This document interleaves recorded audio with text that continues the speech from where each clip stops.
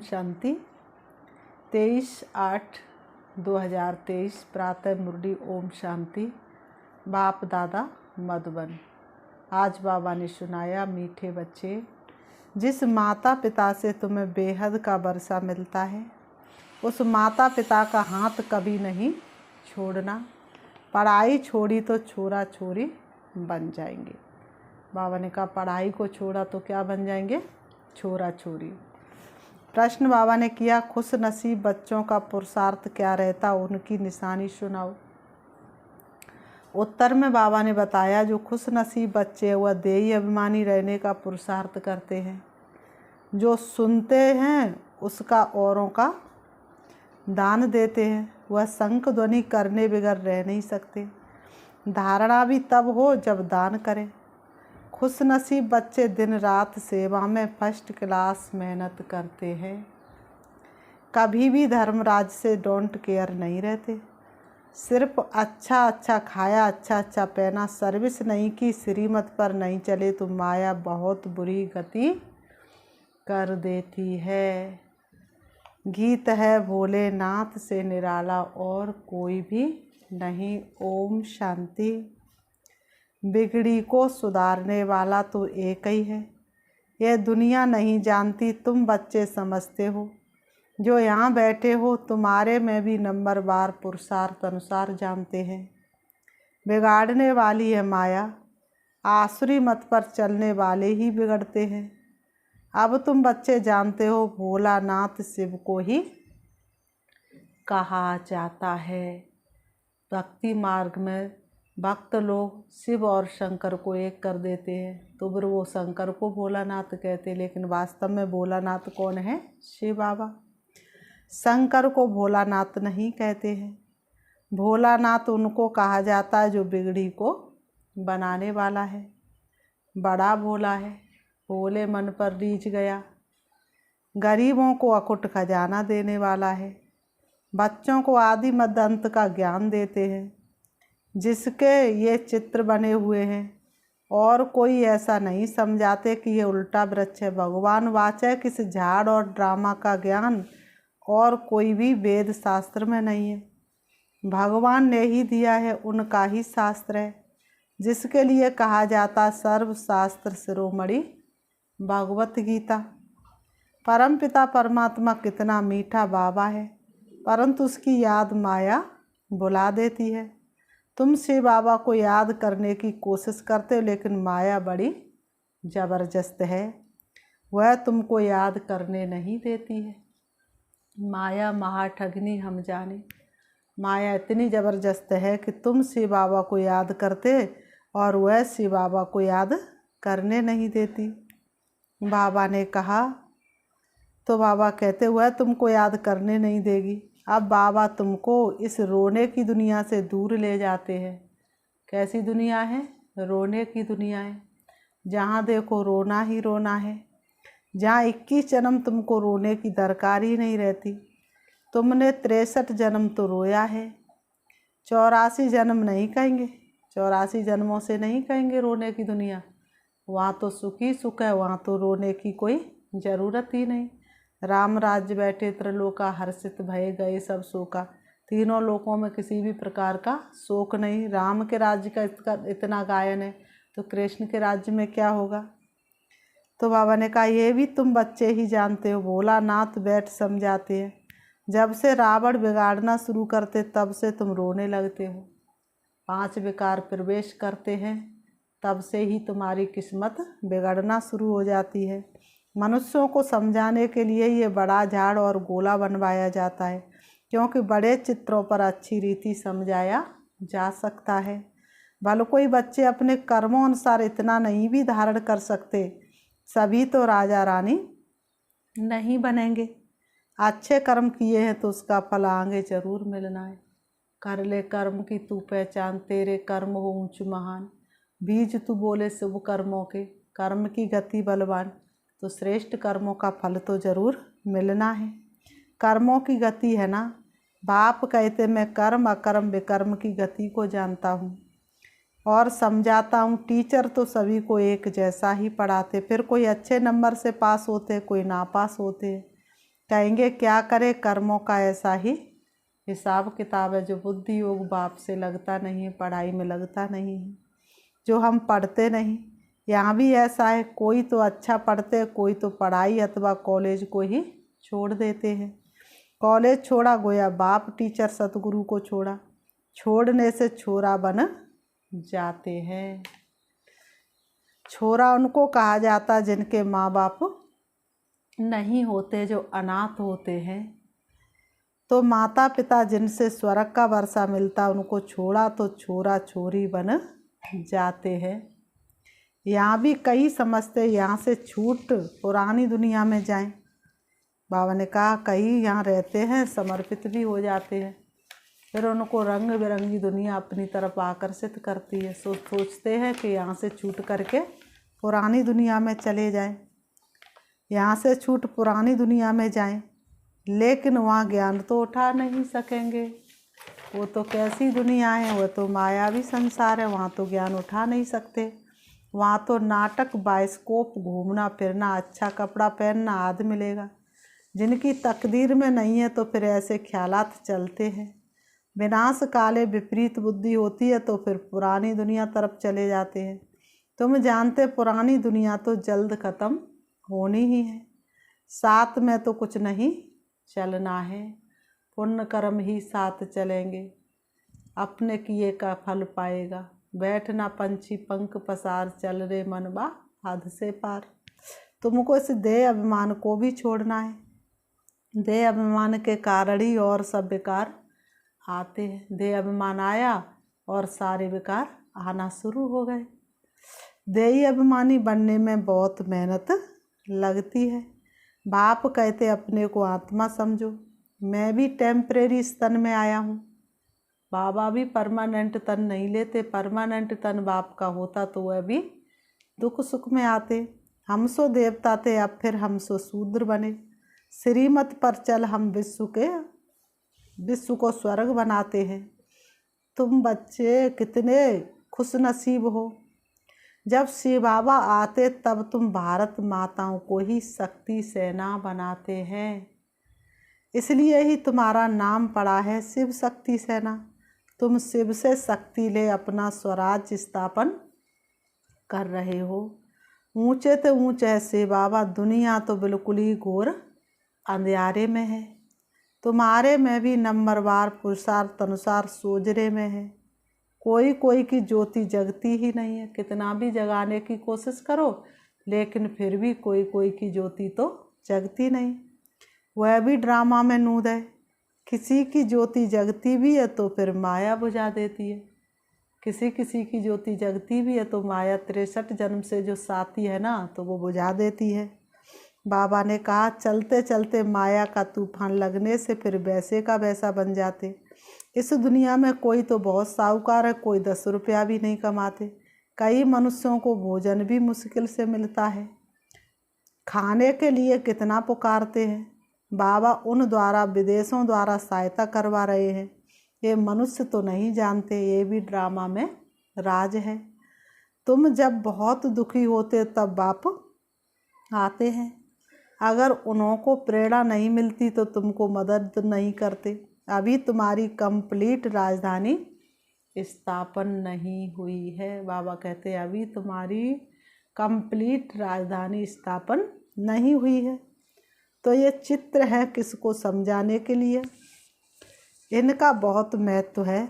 जैसे मैप्स नक्शे होते हैं, मैप के सिवाय कैसे पता पड़े फलाना शहर कहाँ है।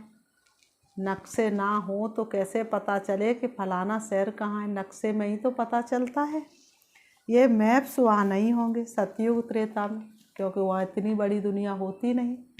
यहाँ तो भारत कितना बड़ा है।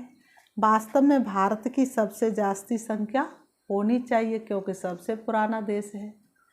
तो रहने के लिए कितनी जगह चाहिए। स्वर्ग में तो बहुत थोड़े रहते हैं, मुट्ठी भर। कलयुग की अपेक्षा में स्वर्ग में कितने मनुष्य होते हैं, मुट्ठी भर। तुम्हारी बुद्धि में ये बातें हैं। बाबा कहते ये बातें सिर्फ और सिर्फ तुम बच्चों की बुद्धि में है। विनाश होगा तो हम बाकी बहुत थोड़े रहेंगे। झाड़ का फाउंडेशन है ना, फिर बाद में झाड़ वृद्धि को पाता रहेगा, फिर नंबरवार और झाड़ लगते रहेंगे। तुम्हारे में भी बहुत थोड़े जो इन बातों को समझते हैं और नशे में रहते हैं। हम बाबा द्वारा नॉलेजफुल बनते हैं। बाबा तो बहुत सहज बतलाते हैं, कहते सिर्फ इस सृष्टि चक्र को ध्यान में रखो। सृष्टि चक्र और शंख, जो ज्ञान का शंख बजाने वाले नहीं होंगे तो उनको गीता सुनाने वाला ब्राह्मण कैसे कहेंगे। गीता सुनाने वाले भी नंबरवार होते हैं। बाबा ने कहा जो अच्छे पक्के विद्वान होंगे उन्हों को नशा रहेगा। कितने हजारों मनुष्य बैठ सुनते हैं, तुम्हारी तो है नई बात है। कहते इन्हों का ज्ञान न हिंदुओं का है और न मुसलमानों का है, पता नहीं कहाँ से लाया है।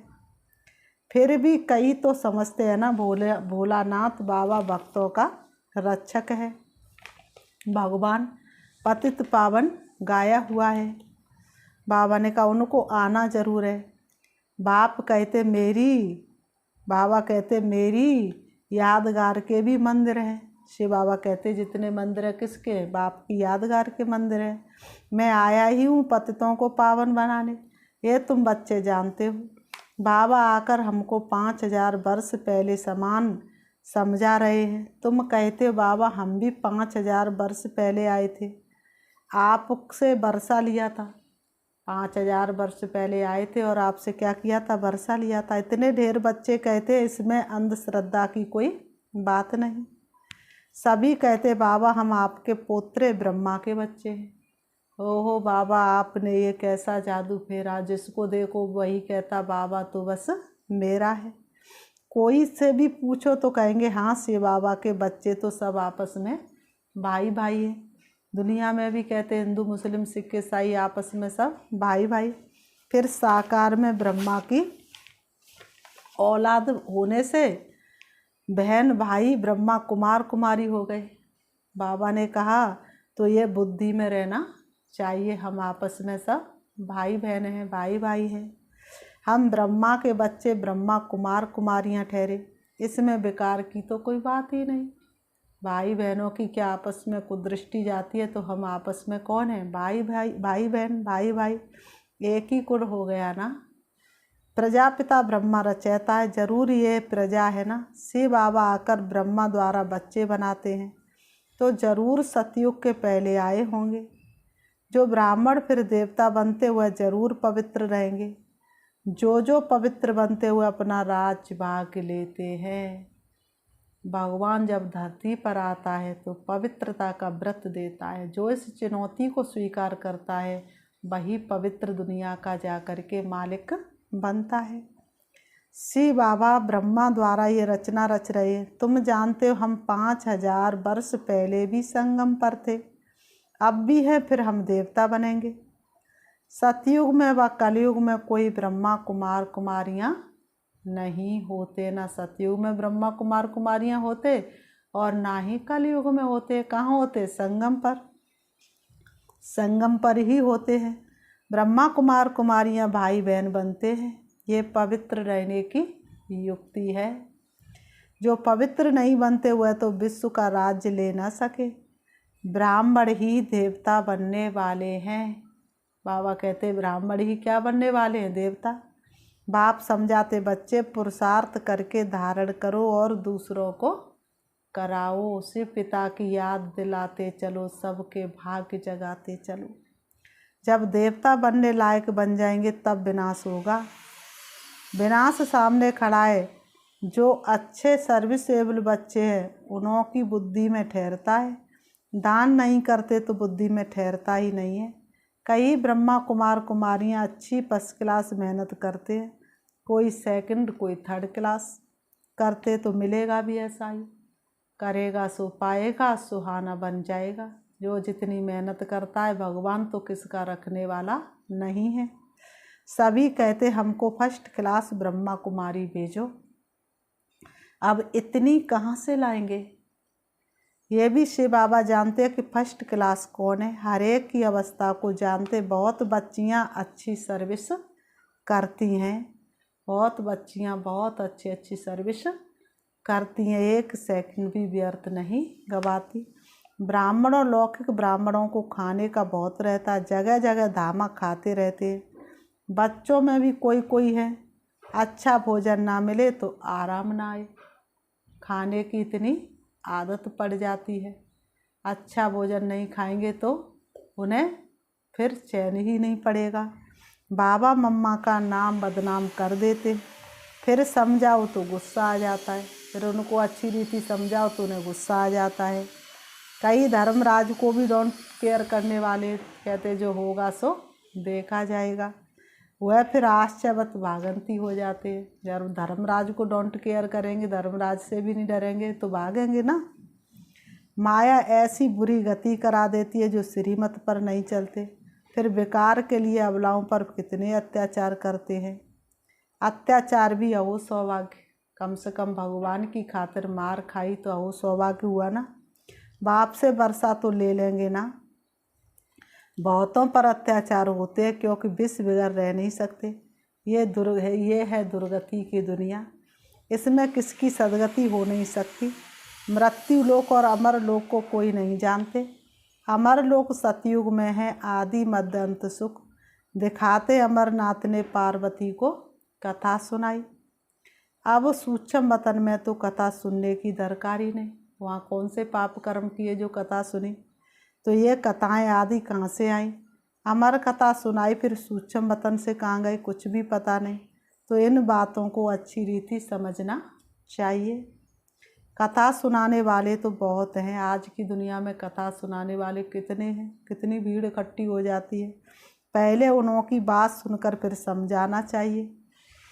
दशहरे पर बड़े बड़े आदमी रावण को देखने जाते हैं। सेंसिबल मनुष्य समझेंगे कि बंदर कैसे राम को सहायता करेंगे, समझदार लोग समझेंगे कि बंदर राम को कैसे सहायता करेंगे, कुछ भी नहीं समझते। इस समय तो नेशन देश नेशन से लड़ते रहते, एक राष्ट्र के बच्चे आपस में लड़ते। बाप कहते ये भी ड्रामा की भाभी है, ड्रामा का मालूम पड़ा है तब तो तुम अब पुरुषार्थ करते हो, जानते अब खेल पूरा होता है। बाबा से वर्षा लेना ये ड्रामा का राज और कोई की बुद्धि में नहीं है। बाबा ने आकर सब राज समझाए, तूने ही वेद खोले सारे अगम निगम के। पढ़ाने वाला पतित पावन हुए बाप है, बलिहारी उनकी है। माया नीच बनाती है, ऊंचे ते ऊंच बाप ही आकर ऊंच बनाते हैं। कहते बच्चे अब मेरे से सुनो, पुरानी देह का भान छोड़ने का पुरुषार्थ करते रहो। ये देह न याद आए, देहधारी न याद आए, पतित पुरानी तो दुनिया भी न याद आए। तो बाबा ने कहा भी तुमको पतियों का पति मिल गया है जो तुमको स्वर्ग की बादशाही देते हैं, और क्या चाहिए। आप बाबा सदा साथ हैं, अब हमें और क्या चाहिए।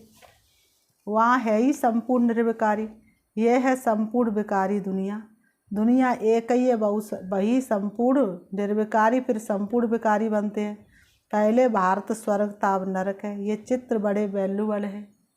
विलायत में कोई को समझा कर दो तो कहेंगे कि ये चीज़ तो बड़ी अच्छी है।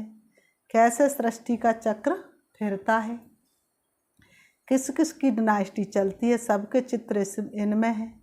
कोई भी धर्म वाले को समझाने से खुश होंगे।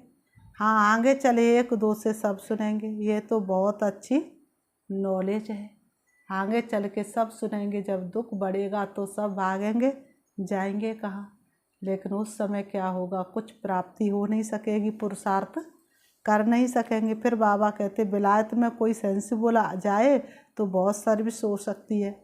बाबा ने कहा विलायत में भी कोई समझदार जाए तो बहुत अच्छी सर्विस हो सकती है। फिर बाबा ने कहा अच्छा, मीठे मीठे सिकीलते बच्चों प्रति मात पिता बाप दादा का याद प्यार और गुड मॉर्निंग। रूहानी बाप की रूहानी बच्चों को नमस्ते। हम रूहानी बच्चों की रूहानी बाप दादा को याद प्यार और नमस्ते नमस्ते नमस्ते नमस्ते।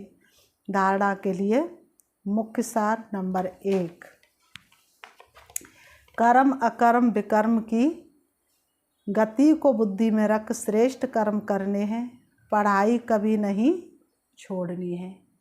बाबा कहते कर्म अकर्म विकर्म की गति को बुद्धि में रख श्रेष्ठ कर्म करने हैं, पढ़ाई कभी नहीं छोड़नी है। नंबर 2, ज्ञान दान करने से ही धारणा होगी, इसलिए दान जरूर करना है। कभी भी बाप की आज्ञाओं को डोंट केयर नहीं करना है। वरदान, सब व्यर्थ चक्रों से मुक्त रह, निर्विघ्न सेवा करने वाले अखंड सेवाधारी भव। सब व्यर्थ चक्रों से मुक्त रह, निर्विघ्न सेवा करने वाले अखंड सेवाधारी भव। स्पष्टीकरण है, सेवा तो सब करते, लेकिन जो सेवा करते भी सदा निर्विघ्न रहते हैं उसका बहुत महत्व है। सेवा के बीच में कोई भी प्रकार का विघ्न न आए। वायुमंडल का, संग का, आलस्य का, यदि कोई भी विघ्न आया तो सेवा खंडित हो गई। अखंड सेवाधारी कभी किसी विघ्न में नहीं आ सकते। जरा संकल्प मात्र भी विघ्न ना हो। सब व्यर्थ चक्रों से मुक्त रहो, तब सफल और अखंड सेवाधारी कहेंगे।